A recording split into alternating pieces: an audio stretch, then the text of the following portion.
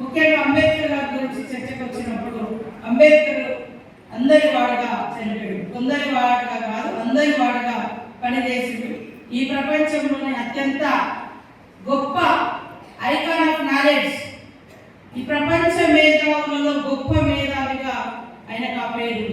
ఆయన మేధస్సు తోటి ఎన్నో చట్టాలు ఇవాళ నేను నా జీవితంలో ఇన్ని మార్పులు రావడానికి కారణం భారత రాజ్యాంగం.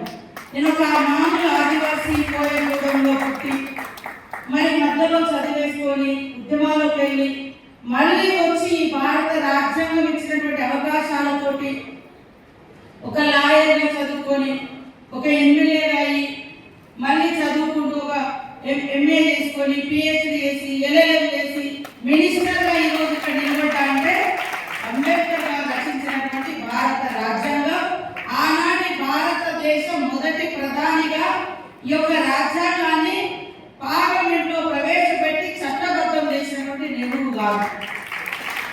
ఇంత గొప్ప సినిమాలు వస్తే మరి కేంద్రంలో బీజేపీ ప్రభుత్వం ఒక్క అవార్డు కూడా సినిమాకి ఇవ్వలేదు, ఆ యాక్టర్కి ఇవ్వలేదు. జై భీమ్ సినిమా వచ్చింది మధ్యలో. అంటే ఒక్క మామూలు మహిళ భర్త దొంగతనం పేరుతోటి ఒక ఉన్నత వర్గాలు కేసు పెట్టి ఇబ్బందుల పాలు చేస్తే చేతిలో సంఘంలో బిడ్డ, కడుపులో మరి రూపం పోసుకునేటువంటి బిడ్డ యొక్క సినిమాను అద్భుతంగా మన ముందుకు తీసుకొచ్చింది. అవునా, మాకు ఈ హక్కులు ఉంటాయా అని ఎంతో మందికి ఈ సినిమా ప్రేరణగా నిలిచింది. కానీ అలాంటి సినిమాను ప్రోత్సహించలేదు, అలాంటి వాళ్ళకి అవార్డులు రాలే జై భీమ్ సినిమా లాంటి వాటికి. కానీ ఇవాళ పోలీస్ అధికారులు చట్టబద్ధంగా ఉండేటువంటి డ్యూటీలో ఉంటారు. వాళ్ళని బట్టలు ఇప్పేసి ఒక స్మగ్లర్ పాత్రలో ఒక స్మగ్లర్ పాత్రలో ఉండేటువంటి ఒక స్మగ్లింగ్ చేసేటువంటి హీరోలు పోలీస్ అధికారులను పోలీస్ స్టేషన్లలో బయట బట్టలు ఇప్పేసి నిలబెట్టి యథేచ్ఛగా స్మగ్లింగ్ చేసేటువంటి సినిమాలకు మాత్రం కేంద్రం నుంచి అవార్డులు వస్తున్నాయి. ఏం చేయాలి? ఇలాంటిదేనా మీరు ప్రోత్సహించేది?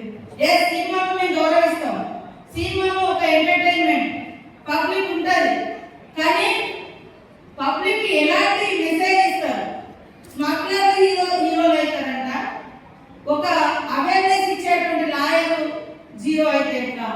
ఒకవేళ అక్కడ స్మగ్లింగ్ జరుగుతున్నప్పుడు దాన్ని కట్టడి చేసేటువంటి పోలీస్ అధికారి జీరో ఎట్లా అవుతాడు? ఇది సమాజం ఆలోచించాలి.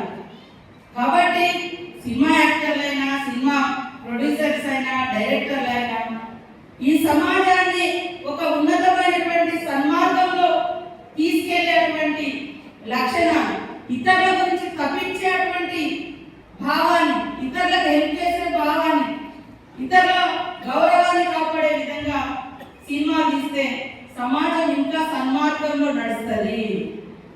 అదే మరి వేరే ఆలోచనలతో పోతే, నేను ఒక అతనంట మహారాష్ట్రలో 2 మర్డర్ కేసులు ఉన్నాయి, తప్పించుకొని తిరుగుతున్నాడు చాలా రోజుల నుంచి. ఎక్కడ దొరికిందంటే మరి ఈ సినిమా హాల్ పుష్ప 2 సినిమా చూసుకుంటూ దొరికాడు. అంటే వాళ్ళకు అది ఏ రకమైన ఇంకా నేరాలు పెరగడానికి కూడా ఒక మెసేజ్ పోయే అటువంటి అవకాశాలు ఉంటాయి. మేము తక్కువ